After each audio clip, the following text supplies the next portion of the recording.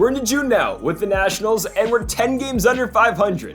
And the Braves are going to go trade Dansby Swanson to the Astros for Franmil Reyes. But yeah, we're sitting at 31-40. Our pitching is the same story like it's been the last couple days. We just can't get it. We can't get it together. I mean, we're just cycling prospects at this point. We might as well try our other prospect. I think the guy's name is Bryant Smith, who we picked in the draft a couple years ago, because none of these young guys are working. Like Jackson Rutledge, I know we played with him in the last game and he pitched okay, but in the sim, he ain't doing well. Even Josiah Gray's not pitching well right now, and he's not necessarily a young guy anymore.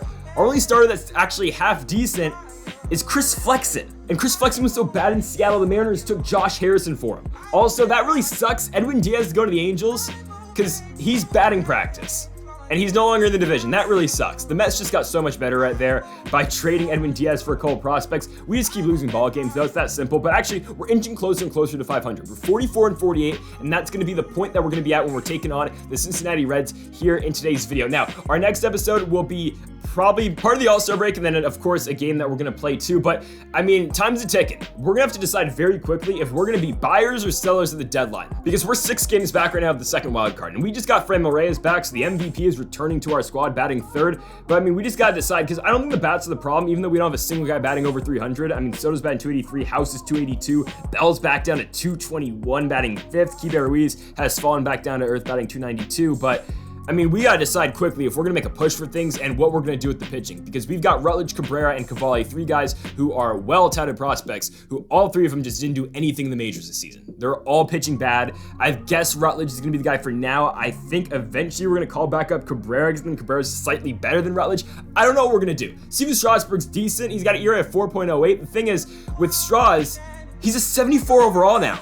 Like, completely fall off a cliff. Like, Patrick Corbin would probably be better overall-wise right now than Strauss. We're going to see what he gets tonight against a 41-50 Reds team. And also, folks, make sure the subscribe button down below for my LMB22 the show here in the channel. We're only 200 subscribers as of early Monday morning. Very early Monday morning, late Sunday night. We are only 200 subscribers away from 10,000, so hit that subscribe button down below for more. Let's get to 10K as soon as possible. But after a 1-2-3 top of the first, we go to the bottom of the first. Hunter Green on the bump for the Reds as Brady House is going to fly out into center field to the center fielder and Nick Senzel. Here's your Nats lineup for tonight. It will be House, Soto, Reyes, Happ, Bell, Ruiz, Brujan, Thomas, Martin. That's going to be the usual 9 that we are going to go to down the stretch of this season. So Juan Soto now comes up on the 3-2, and he's going to draw the walk, pitch in. Juan really worked along at bat right there against Hunter Green. He'll be on first for Franmil Reyes, batting 232. But of course, Reyes coming back. He only played like the first 2 weeks of the season. Reyes blasts one deep left field. Oh, that ball though is going to be caught by the left fielder and Jake Fraley. 2 gone now for Ian Happ. And on the 2-1 pitch, Happ gonna hit one on the ground. It's a chopper to the first baseman in Miguel Sano. We go to the top of the second, still 0-0. Sano now at the plate for the Reds. He'll get a hold of that slurve as Sano's gonna hit one in to center field, but the Lane train is there. There is Lane Thomas. 1 gone in the inning for the catcher in Tyler Stevenson. Again, the Reds aren't very good either. Like, this team's really struggling as Stevenson's gonna put one on the ground to Austin Martin. 2 down for Jake Fraley. And on the full count, Straws deals and sets down Fraley on the circle change away looking. We go to the bottom of the second, and Josh Bell comes up on the 3-1. Bell gets under the fastball. What happened, man? I mean, Josh has been like 330 at one point last season. Now he's on a 221, and that's only going to keep going down. 1 gone the inning for Keibert Ruiz. Ruiz gets an outside fastball, puts it into left field. That ball, though, will be caught by the left fielder in Fraley. 2 gone in the inning for Vidal. Brujan on the 2-1 count. Brujan gets under the fastball, going back to Fraley and left. It will be a 1-2-3 at bottom of the second for Hunter Green. I mean, I know we're kind of disappointed in where the Nationals are at right now. We're 44-48, and don't get me started in the real-life Nationals. I mean, getting walked off today by Anthony Rendon, of all people, in Anaheim. But, I mean, okay, we're 44-48 in the game. And honestly, I know we made the NLCS last season, and that was kind of just a shock run. I mean, no one really anticipated us to be in that spot. We're going to turn nice double play. No, we're not. Okay, we're only going to get 1 right there. But still, I know we made that fluke run last year. I kind of thought we were going to be somewhat at this spot. I thought we were going to be better than what we're at right now, but I didn't think we were going to be like a World Series contender this year, just with the guys we have. Like, how we're starting Austin Martin, starting Lane Thomas, Vidal Brujan. Given though I think those guys are all going to be good, but I just didn't think this was going to be the year. And like, we got our rookie and Brady House leading off. We're going to see next year what we get out of Christian Vaquero. Like, honestly, I think Ian Happ's probably done after this season. He might just get traded at the deadline no matter what, even if we are buyers or we are sellers, because I think Vaquero should be coming up as Hunter Green's absolutely like spotting up against us. We cannot catch up to the Hunter Green fastball. It's striking out Brady House to end the bottom of the third. We go to the top of the fourth, still scoreless in this game. Now their offense really amounting much right now as Jonathan India comes up on the 1-1 count. India into center field. Ball is going to be caught by Lane Thomas. But we'll see what happens with the squad. We will, because Vaquero's coming up next year. El Finamino, he keeps getting injured, which is the problem with him, as Miguel Sano gonna pull a fastball deep left field. Is that one gonna stay fair? It will. Off the foul pole for Miguel Sano, puts the Reds up 1-0. He gets an inside fastball by Strauss. He turns on it. His 19th home run of the season, goes 362 feet off the bat. Cincinnati up 1-0 with Tyler Stevenson at the plate. On the 2-1 count, Stevenson hits one to left field. Felt like that ball was going a little bit farther, but Ian Happ will make the play. We go to the bottom of the fourth. Juan Soto up with a full count. He was at 199 home runs. There's 200. Soto with the shot into right field, tying this ball game up at 1-1. See you later, Juan Soto. Again, number 200 for him on the career, 26 on the season, 432 feet. He gets that home run from the Reds right back. What Sano can do, Soto can do better. This one's all knotted up at 1. Let's see what the MVP and Franmil Reyes can do, and absolutely nothing. Striking out on that pitch by Hunter Green, 1 gone for Ian Happ. Happ's gonna get jammed on that fastball, but that ball's got some carry, and MLB The Show, that ball's getting down okay. I mean, the PCI was horrible. One of my worst swings of the game, but we'll take it. Ian Happ's on with a 1-out double, giving way to Josh Bell in the 1-1. Bell's gonna pull a fastball, deep right field. That ball is carrying, it gets off the wall. Josh Bell's gonna have extra bases. The Reds don't wanna pick up the baseball, so Ian Happ's gonna score, and Josh Bell's gonna have a triple. A 1-out triple for the leader of the book club are going to put the Nationals up 2-1. Terrible throw in, by the way, by Cincinnati, but it's a lead for the Nats. Keibert Ruiz down the 1-2 is going to extend that lead. Deep center field's a no doubter. Keibert Ruiz going to put the Nationals up by 3, 4-1. You can kiss that one goodbye. Keibert Ruiz goes 405 feet, his 8th home run of the season, having his best year so far as a member of the big league squad.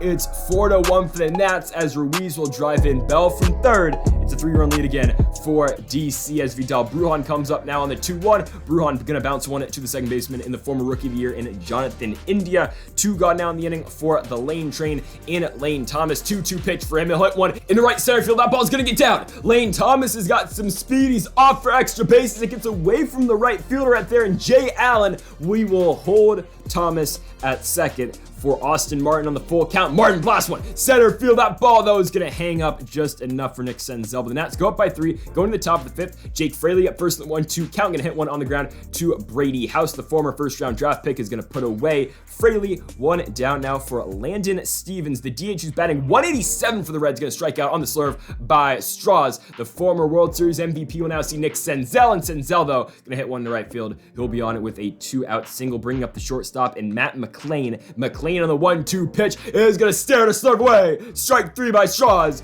We go to the bottom of the 5th inning. Brady House up first. Hunter Green still pitching for Cincinnati. House gonna hit one to right field. Charging in on it and right is Jay Allen. He'll put away House for the first out of the inning. Juan Soto now comes up on the 1-2. Soto hard on the ground at first, but easy play for Miguel Sano. So 2 up, 2 down so far in the inning for Green. He will now see Franmil Reyes. Reyes chases a high fastball into deep center field. Going back on it, actually not going back on it. Charging it in center field is Nick Senzel. The Nats go 1-2-3 in the bottom of the 5th. We go to the top of the 6th inning. Jay Allen gonna line out right to Juan Soto. Soto barely having to move is gonna make the play. 1 down now for Lopez, and he'll hit one on the ground to the second baseman in Vidal Brujan. Strasburg really settling in after giving up that home run to Miguel Sano as Jonathan India comes up on the 1-1. As soon as I said that, India goes opposite field. Soto going back, that ball's out of here.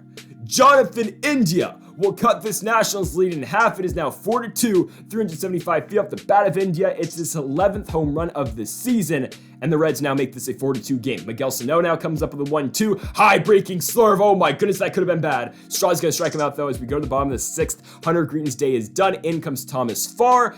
He's got an ERA of 6.16. Let's hope we can hit the ball pretty far off of him. Yeah, see what I did there? Okay, Ian Happ comes up on the 2-1, gonna bounce one on the ground to the shortstop right there, and Matt McLean. 1 gone in the inning for Josh Bell. He does have the triple under his name so far in this game. This time he gets a curveball, just laid on it on the PCI. I mean, look at the PCI, we're there, we're just late on the pitch.